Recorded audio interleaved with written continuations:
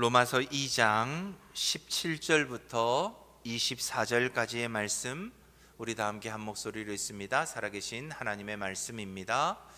유대인이라 불리는 내가 율법을 의지하며 하나님을 자랑하며 율법의 교훈을 받아 하나님의 뜻을 알고 지극히 선한 것을 분간하며 맹인의 길을 인도하는 자요 어둠에 있는 자의 빛이요 율법에 있는 지식과 진리의 모본을 가진 자로서 어리석은 자의 교사요 어린아이의 선생이라고 스스로 믿으니, 그러면 다른 사람을 가르치는 내가 내 자신은 가르치지 아니하느냐? 도둑질하지 말라 선포하는 내가 도둑질하느냐? 간음하지 말라 말하는 내가 간음하느냐? 우상을 가증히 여기는 내가 신전 물건을 도둑질하느냐? 율법을 자랑하는 내가 율법을 범함으로 하나님을 욕되게 하느냐? 기록된 바와 같이 하나님의 이름이 너희 때문에 이방인 중에서 모독을 받는도다. 아멘. 당신은 그리스도인입니까? 저기는 그리스도입니까? 그러나 그리스도인입니까? 어떻습니까? 여러분은 그리스도인이 맞습니까?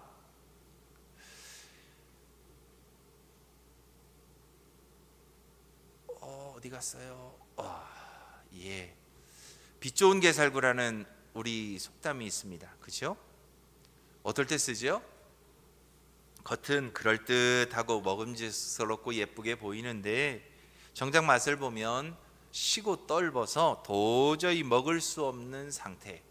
즉 겉모습은 화려하지만 그 속은 그렇지 않은 것들. 한마디로 위선을 우리는 빛 좋은 게살구라고 말합니다. 겉은 경건하지만 속은 변화되지 않은 채 신앙생활을 하고 있는 현대 그리스도인의 모습을 말하곤 합니다. 오늘날 세상 사람들이 교회를 비판하는 수많은 말들 중에 가장 많이 듣는 이야기가 있다면 바로 이것일 것입니다. 그리스도인들이 말과 행동이 다르다는 것입니다. 입으로는 사랑을 말하나 그들의 삶 가운데는 전혀 사랑이 없는, 세상 사람들보다 때로는 더 악하고 더 고집스럽고 더 어리석은 모습으로 살아가는 그리스도인들을 바라보면서 우리들 모두를 빛 좋은 게살구처럼 말을 합니다. 사도 바울은 오늘 본문을 통해서 유대인들을 향해 똑같이 이렇게 말하고 있습니다. 너희들은 참 빛 좋은 게살구와 같다. 왜 그랬을까요? 율법을 가진 유대인들이었습니다. 그러나 그들의 삶은 율법과는 전혀 달랐습니다. 유대인들은 율법을 가졌다는 것이 굉장한 자부심이었습니다. 자신들의 자랑이기도 했습니다. 그런데 그럼에도 불구하고 그 율법이 그들의 삶의 자리에서는 다른 사람들에게 선한 영향력을 끼치는 좋은 것이 되지 못했습니다. 그들의 삶은 율법과는 전혀 다른 그저 그런 삶이었기 때문입니다. 그런데 그런 그들의 삶이, 바울의 입술을 통해서 외쳐졌던 그 삶이 지금 이 시대를 살아가고 있는 우리들의 삶과 크게 다르지 않은 것 같습니다. 우리는 어떻습니까? 세상 사람들이 우리를 바라보며 당신은 정말 그리스도인이고요 하는 이런 음성을 들을 때가 있습니까? 예수를 믿고 나서 가장 행복했던 때를 말하라고 한다면 세상 사람들이 내가 예수 믿는 걸 알아봐 줄 때입니다. 제주도에서 선교사 훈련이 있을 때였습니다. 정말 많은 선교사들이 모였습니다. 선교사님들과 여러 가지 훈련도 하고 세미나도 하고 여러 가지 프로그램들을 갔던 중에 이제 차를 가지고 근처에 있는 다른 지역으로 이동해야 할 때가 있었습니다. 도로를 한참 달려가다 보니 버스 같이 만들어 놓은 카페테리아가 하나 있었습니다. 그래서 그곳에 차를 세우고 이제 모든 선교사님들이 내려서 각자 자기들의 차를 가지고 있었으니까 몇 명씩 이제 그 카페테리아에서 차를 시키기 시작했습니다. 그런데 그 커피를 파는 분의 그 말에 어떤 사람은 실망을, 어떤 사람은 굉장히 환호를 지렀습니다. 무슨 차이였을까요? 그 커피를 파시는 분이 어떤 분을 보고서는 사장님이라고 말을 하고, 어떤 분을 보면 아유 목사님 하고 얘기를 하는 거예요. 사장님이라 불린 목사님들은 별로 기분이 좋지 않았을 것입니다. 자기가 풍기는 이미지 자체가 그리스도인, 적어도 성직에 종사하고 지금까지 목회를 해왔다면 목사님으로 보이는 것이 맞는데 그렇지 않았기 때문입니다. 그건 저도 마찬가지였습니다. 저도 어디에 가서 누군가가 저에게 뭐 사장님 이렇게 말을 하면 별로 기분이 좋지 않습니다. 제게서 목사의 향기가 없다는 뜻이니까요. 이것처럼 우리도 세상을 살아가면서 그리스도인이라면 어느 곳에 있든지 그리스도인입니까? 라고 하는 인정을 받아야 합니다. 그런데 그렇지 않다는 거죠. 가장 큰 문제가 어디에 있을까요? 우리의 삶이 우리의 말과 다르기 때문입니다. 우리의 삶이 우리가 읽고 있는 성경과 다르기 때문입니다. 우리의 삶이 하나님의 말씀과 다르기 때문입니다. 율법과 불일치한 유대인들을 바라보며 바울이 너희들은 참 빛 좋은 게살구야 말하던 그 비아냥거림이 사실은 이 시대를 살아가는 우리들을 향한 목소리일지도 모릅니다.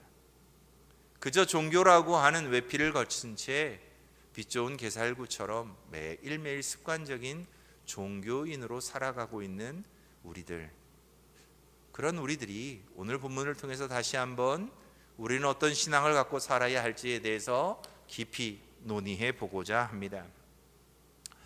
유대인들에게는 이런 세 가지의 이름이 있었습니다. 첫 번째가 뭘까요? 히브리인이라는 이름이 있었고요. 두 번째가 뭐죠? 이스라엘인이라고 하는 이름이 있었습니다. 세 번째가 뭘까요? 유대인이라고 하는 이름이 있었습니다. 히브리인, 이스라엘인, 유대인, 이 세 이름은 동일한 민족을 향한 이름들이었습니다.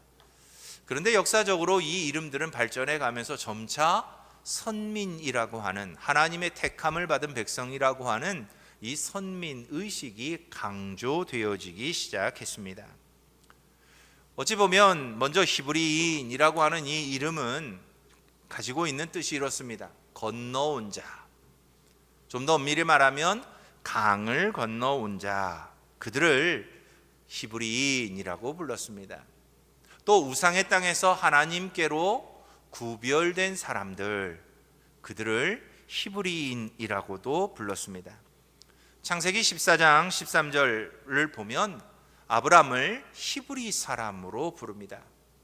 왜요? 아브람이 저 메소포타미아에서 강을 건너 하나님이 약속하신, 지시하신 땅으로 왔기 때문입니다. 그래서 그 강을 건너온 자신을, 그 땅에 살던 사람들이 아브람을 향해 히브리인이라는 명칭으로 부르게 됩니다. 주로 이방인들이 이스라엘 백성들, 하나님의 택함을 받은 백성들을 향해 부를 때에 이 히브리인이라고 하는 용어를 사용했습니다. 그런데 출애굽기 7장 16절을 보면 놀랍게도 하나님은 이런 히브리인들의 하나님이라고 말씀하고 있습니다. 이스라엘 백성들이 애굽 땅에서 고난받고 있을 때 그 고난받는 그 백성들을 히브리인이라고 불렀고, 그들을 하나님은 나의 백성이라고 말씀하셨습니다.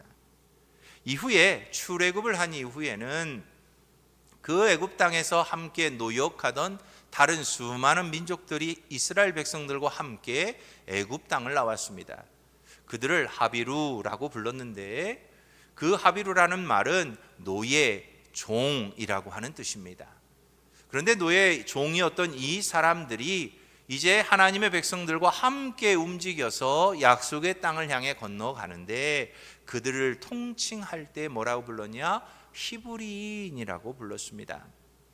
다시 말하면 고용된 노동자, 정착하지 못하고 떠돌던 사람들, 애굽 땅에 있던 그 모든 사람들을 통칭하는 명칭이 바로 이 히브리인이라고 하는 뜻이었습니다. 그래서 어찌 보면 성경적인 관점에서 이 히브리인이라고 하는 것을 정의해 보면, 히브리인은 단순히 지리적으로 강을 건넌 사람들일 뿐만 아니라 우상을 숭배하던 애굽을 떠나 약속의 땅으로 건너온 사람들, 약속의 땅으로 구별되어 온 사람들을 통칭할 때에 히브리인이라고 불렀습니다.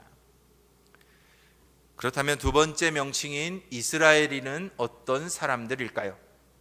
이 이스라엘인은 여러 가지 의미가 담겨져 있습니다. 이 이스라엘은 사실 야곱이 베델에서 야복 강가에서 하나님과 씨름을 한 이후에 야곱이 하나님으로부터 받은 이름이 이스라엘입니다. 하나님과 겨루어 이겼다.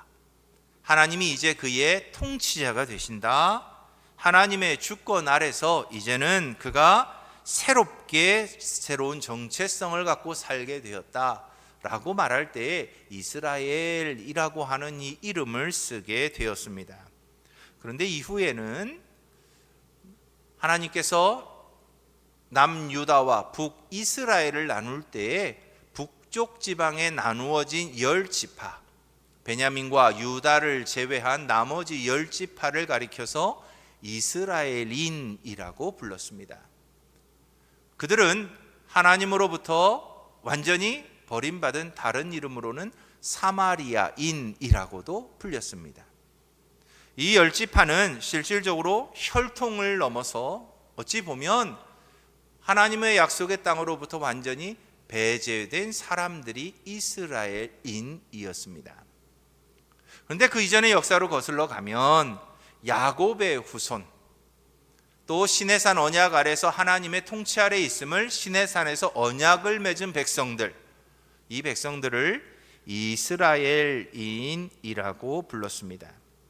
그래서 원래 이스라엘인은 출애굽기 19장 5절을 보면 언약적 공동체로서의 선민들을 이스라엘인이라고 불렀습니다. 이것이 역사적으로 흘러 시대가 흘러 왕국이 된 이후에는 북쪽 지방의 사람들, 그리고 결국 사마리아인까지 가지만 그 전에 하나님으로부터 구원을 받아서 하나님과 약속의 언약을 맺은 사람들을 흔히 이스라엘인이라고 불렀다는 것입니다. 자, 그리고 나서 다음 이름이 바로 유대인입니다. 유대인은 어떤 사람들이었을까요? 유대인은 쉽게 말하면 야곱의 넷째 아들인 유다의 자손을 유대인이라고 불렀습니다. 특히 이 명칭은 이스라엘이 남과 북으로 나뉘었을 때 남쪽에 남아있던 유다와 베냐민 지파를 통틀어 유대인이라고 불렀습니다. 이후에 이들은 바벨론의 포로로 잡혀갔다가 그들의 민족의 정체성을 잃지 않고 고스란히 다시 포로에서 회복되어 예루살렘으로 돌아옵니다. 그리고 민족의 정통성을 잇게 됩니다. 이때부터 이스라엘 전체를 통칭하는 이름으로 유대인이라고 하는 이름을 사용하게 되었습니다. 특별히 이 명칭은 에스더, 에스라, 느헤미야서에서 본격적으로 사용되었습니다. 그래서 유대인은 하나의 민족적이고 종교적 단위가 되었습니다. 그래서 이 유대인이라고 하는 이 명칭은 율법 중심의 정체성을 가진 사람들로 이방인과 구별하기 위해 사용된 용어가 바로 유대인입니다. 포로기 이전에는 남유다 왕국의 유다 지파를, 포로기 이후에는 바벨론에서 돌아와서 성전과 신앙을 재건한 공동체가 바로 이 유대인이었던 것입니다. 그리고 신약 시대에 로마의 지배 아래서는 이방인과 구별되는 종교적 정체성을 가진 사람들을 통칭할 때에 유대인이라고 하는 이름을 사용했습니다. 이처럼 어찌 보면 히브리인은 외적으로 사회적 명칭, 즉 제3자가 하나님의 약속된 선민을 부를 때 히브리인이라고 불렀다면 이스라엘인이라고 하는 이 이름은 자신들 스스로가 우리가 누구인지를 말할 때 야곱의 후손, 이스라엘의 자손으로 말할 때 이스라엘인이라고 하는 이름을 썼고, 유대인은 그 민족적인 정체성, 흔히 말해 자신들의 순수함을 지켜낸 사람들을 통칭할 때에 유대인이라고 하는 이름을 사용하고 있습니다. 이 중에서 히브리인은 이제 우리가 쓰지 않습니다. 그죠? 그러나 여전히 이스라엘 사람들이라는 말은 남아 있습니다. 왜요? 이스라엘이라고 하는 나라가 여전히 존속하게 되었기 때문입니다. 그런데 그 이스라엘 나라 안에도 유대인이라고 하는 이들이 있습니다. 그들은 지금 말씀드린 것처럼 포로기 이후에도 민족적인 정체성을 잃지 않고 계속해서 유지하고 있는 사람들, 그들을 유대인이라고 부르고 있습니다. 자, 그렇다면 바울이 왜 이들을 향해서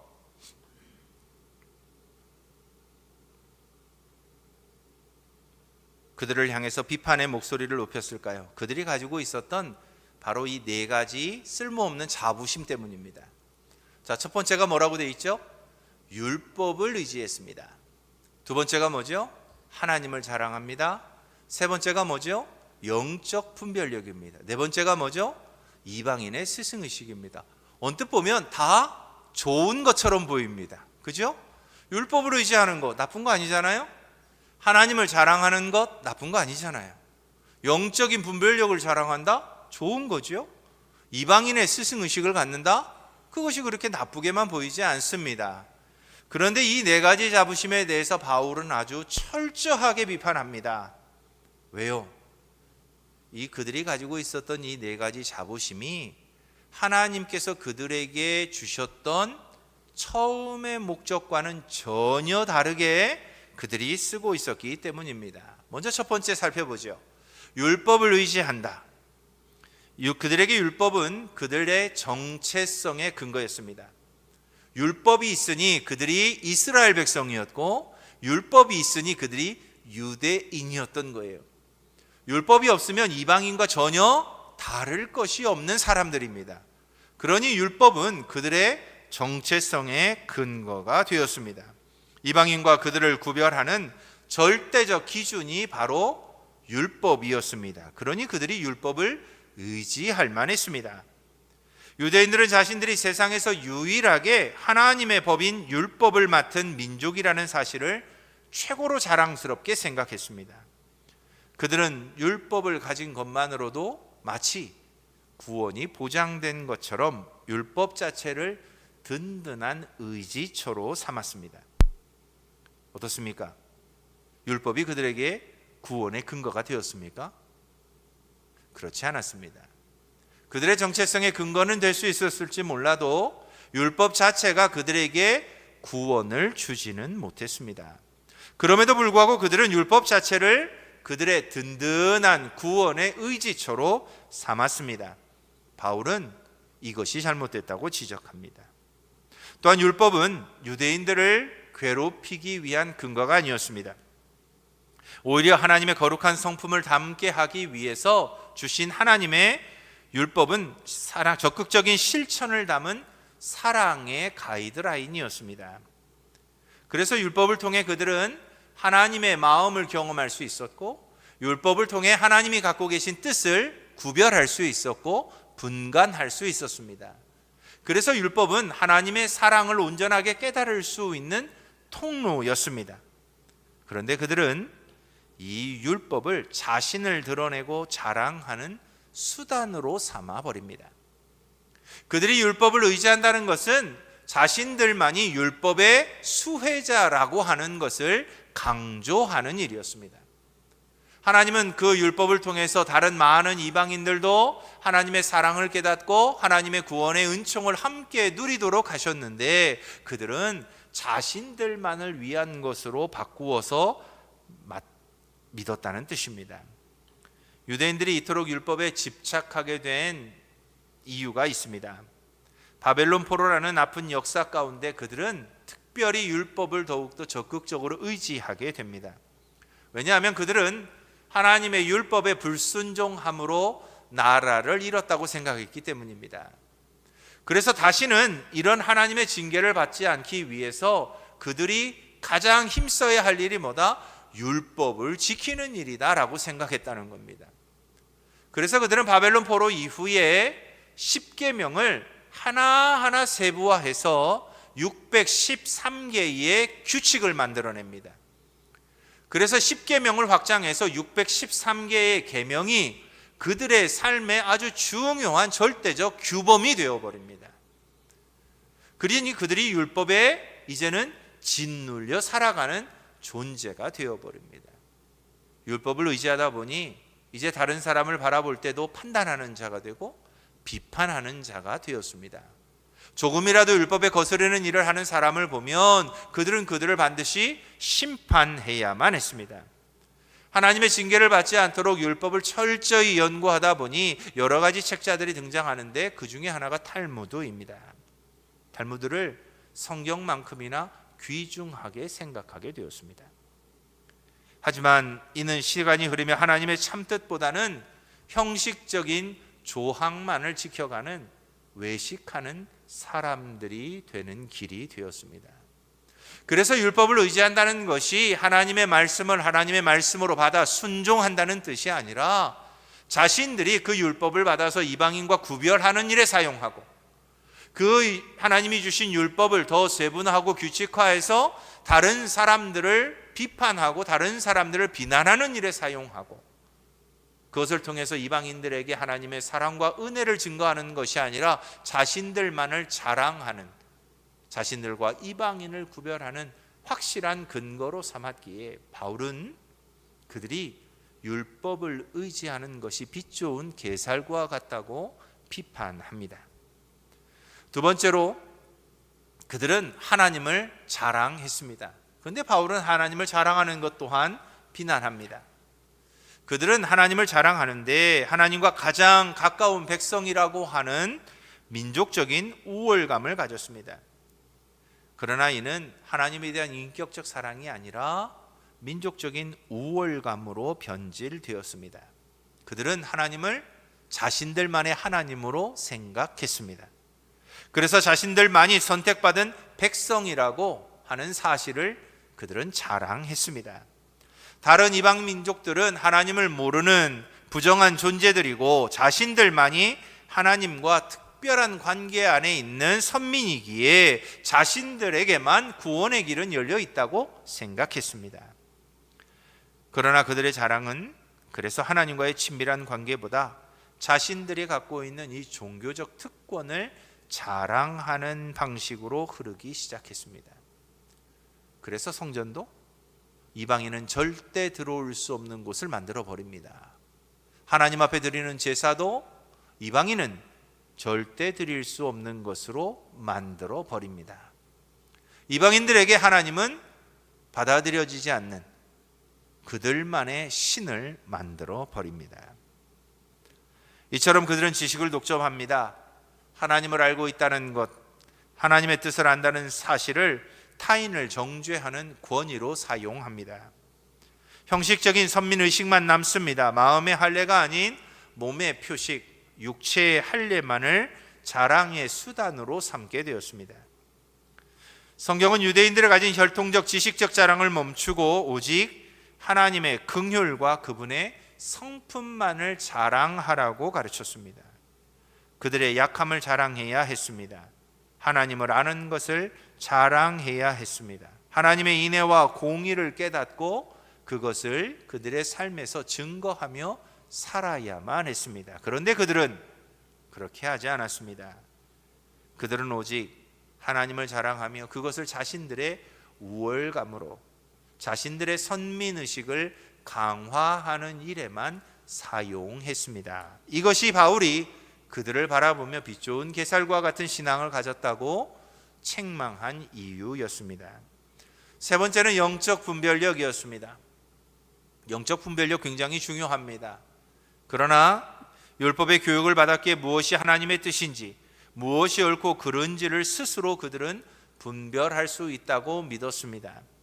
이는 자신들이 종교적, 도덕적으로 이방인들보다 훨씬 우월하다고 하는 우월의식으로 빠져버렸습니다. 그래서 이방인들은 도저히 하나님의 뜻을 알 수도 없고 도덕적으로도 종교적으로도 그들은 도저히 자신들을 따라올 수 없는 사람들이라고 생각했습니다. 그런데 그들의 분별력이 정말 믿음에 관한 것이었다면, 말씀에 관한 것이었다면 참 좋았을 텐데 그들의 분별력은 주로 행위와 전통에 치우치게 되었습니다. 안식일을 지키는지 정결 예식을 행하는지 등의 외적 기준이 곧 그들의 분별의 척도였습니다. 그들은 장로들의 전통을 자랑했습니다. 하나님의 계명보다 조상들의 전통을 더 우선시했습니다. 그들은 늘 외식했습니다. 겉으로는 거룩해 보이지만 속으로는 여전히 탐욕과 방탕이 가득한 상태를 분간하지 못했습니다. 아이러니하게도 가장 분별력이 좋다고 자랑했던 그들이 정작 시대의 표적과 메시아는 알아보지 못했습니다. 구름이 일면 비가 올 것을 알고 남풍이 불면 더울 것을 알지만 정작 눈앞에 계신 메시아는 그들은 알아보지 못했습니다. 그들은 영적인 소경과 같았습니다. 스스로는 분별력이 있다고 말하나 영적인 소경으로 살며 이방인들을 정죄하고 판단하는 일에만 이 영적인 분별력을 갖고 있다고 자랑했습니다. 그래서 바울은 그들을 비판합니다. 네 번째는 이방인들의 스승의식에 대해서 바울은 비판합니다.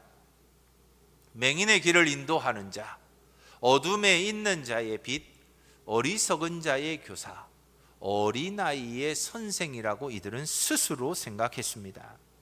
자신들을 영적 지도자로 정의했고 권위의식을 갖고 이방인들을 가르쳐야 할 대상으로만 보았습니다. 그래서 그들은 자신들은 배우는 자가 아니라 온 세상을 가르칠 수 있는 유일한 존재라고 자랑했습니다. 여기서 말하는 맹인의 길을 인도하는 자, 영적으로 눈먼 이방인들을 인도할 수 있는 존재라고 스스로를 생각했습니다. 어둠에 있는 자의 빛, 진리를 모르는 자들에게 진리의 빛을 비추어 주는 사람들이라고 스스로를 생각했습니다. 어리석은 자의 교사요 어린아이의 선생은 영적 지식이 없는 자들을 훈육하는 스승으로 자신들을 여겼습니다. 이들은 이방인들을 지적으로나 영적으로 미숙한 존재라고 여기며 오로지 가르치려고만 했습니다. 그러다 보니 의식과 실제의 간극이 생겨나게 되었습니다. 한마디로 언행의 불일치가 생겨나게 되었습니다. 이러한 강한 스승의식은 치명적인 약점을 갖고 있었습니다. 바로 남을 가르치면서도 자신은 배우거나 자신은 깨달으려고 하지 않는다는 것입니다. 성경은 그들의 높은 도덕적 영적 기준이 늘 타인을 향해 있었음을 지적합니다. 그러면서 바울도 로마서 2장 21절에서 이렇게 말합니다. 그러면 다른 사람을 가르치는 내가 내 자신은 가르치지 아니하느냐? 도둑질 하지 말라 선포하는 내가 도둑질하느냐? 다른 사람을 가르치면서도 스스로를 가르치지 않는 사람들, 그들이 이방인의 스승의식을 갖고 있었던 유대인들이었고 이스라엘인들이었습니다.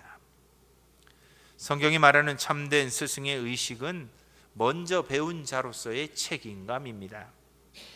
우월감이 아닙니다. 그래서 야고보서 3장 1절에서는 우리에게 이렇게 권면합니다. 내 형제들아 너희는 선생된 우리가 더 큰 심판을 받을 줄 알고 선생이 많이 되지 말아라. 유대인들의 사례는 지식의 양보다는 그 지식에 합당한 삶의 열매가 분별력의 진정한 척도임을 우리에게 말씀해 주고 있습니다. 바울의 이런 지적에서 우리는 한 가지를 깨닫게 됩니다. 종교적 연차는 신앙의 성숙과 다르다는 것입니다. 내가 몇 년 하나님을 믿었고 내가 몇 년 신앙생활을 해왔고 내가 교회에서 어떤 직분을 갖고 있고 내가 그 직분을 언제 받았고 이런 것들이 우리의 신앙의 성숙과는 전혀 연관성이 없다는 이야기입니다. 중요한 것은 내 마음이, 내가 알고 있는 내 믿음이 내 삶과 얼마나 일치하고 있느냐입니다. 그렇습니다. 오늘 우리의 모습을 살펴보면 그렇습니다. 모태신앙이다, 직분자다, 출석연수다, 이런 것들이 신앙의 성숙과는 전혀 관계가 없습니다. 종교적 배경이나 습관이 아닌 예수님을 닮는 내면의 변화가 없다면 우리는 이 유대인들과 이 이스라엘 사람들과 전혀 다를 것이 없는 존재들입니다. 한 번쯤 우리의 신앙을 돌이켜 보실 수 있기를 바랍니다. 혹시 우리도 이 유대인들처럼, 이 이스라엘 사람들처럼 내가 예수를 믿고 있다는 그것 하나 때문에 다른 이들을 색안경을 끼고 보고 있지는 않은지요? 내가 신앙생활을 얼마나 해왔는데, 내가 가진 신앙적 경험이 어떤 것인데, 이런 것들이 혹시 다른 이들을 판단하는 기준처럼 되어 있지는 않은지요? 유대인들처럼 자기 자신은 스승이 되어 가르치려 하면서도 자기 자신은 가르치지 않는 모순의 삶은 살고 있지 않은지요? 우리는 바울의 음성 속에서 우리의 삶을 돌아볼 수 있어야 합니다. 하나님이 우리에게 원하시는 건 우리의 마음이, 우리의 생각이 하나님의 말씀대로 변화받아 우리의 삶이 되는 것입니다.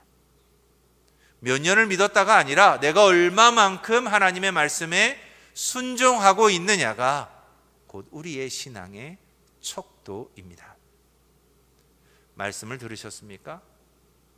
말씀을 읽으셨습니까? 그러면 그 말씀이 곧 우리의 삶이 되어야 합니다. 그 말씀이 우리의 정체성이 되어야 하고, 그 말씀이 우리가 하나님을 알아가고 하나님의 뜻을 이 땅 가운데 펼쳐가는 우리의 행동의 기준이 되어야 합니다. 그럴 때 비로소 우리는 빛 좋은 게살구가 아닌 진정한 그리스도인으로 이 땅을 살아갈 수 있습니다. 오늘 바울의 지적을 반드시 기억하시면 좋겠습니다. 우리의 신앙의 모습이 이 유대인이나 이 이스라엘인 같지 않고 하나님 안에서 온전히 말씀이 삶이 되어 실천되는 온전한 그리스도인의 삶이 되어서 세상 사람들이 우리를 바라보며 아, 당신은 그리스도인이군요 하는 인정을 할 수 있는 그런 매일매일의 우리의 삶이 되기를 주님의 이름으로 축원합니다.